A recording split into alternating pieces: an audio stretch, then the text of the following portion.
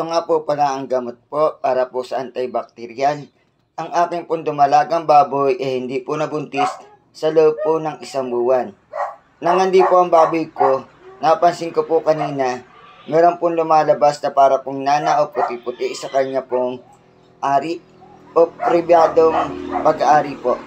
Kaya nagpasya po ako na bumili po ng gamot para po dito. Mamaya po siya po ay tuturukan ko para po gumaling. Pagka gumaling po at nangandi po uli, ang gagawin ko po,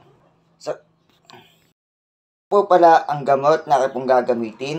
Ito po ay gamot sa infeksyon.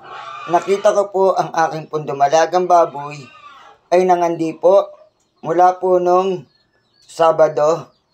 Medyo na lumaki po at kahapon po namagana po. At kanina naman po ay nakita ko po nung tanghali na may lumalabas na po na para pong puti-puti o nana. Ako po ay nagtanong sa bilihan po ng pagkain. Asay po sa akin ay meron daw po yung infeksyon.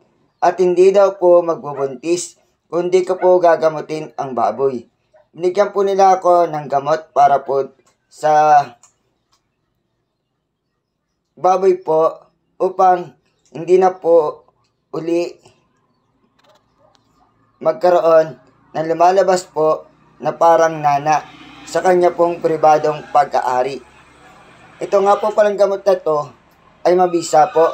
Sabi po sa akin, 3 beses ko po siyang gagamitin. Ihahalo po sa pakain po sa baboy. Bukod po dito, tuturukan ko po siya ng penicillin o ruby strip mamaya pong gabi pagka po matutulog na para hindi po ako mahirapan sa pagtuturok. Ito po ang aking pong gamot na binili po kanina. Ito po ay product ng Bimig. Ito po, lalagay ko na po sa pagkain, meron na po siya. Ang gamit ko po na pakain ay Latico. Breeder mass po yan. Ayan po. Tapos lalagyan ko po mamaya yan ng tubig. Ayan.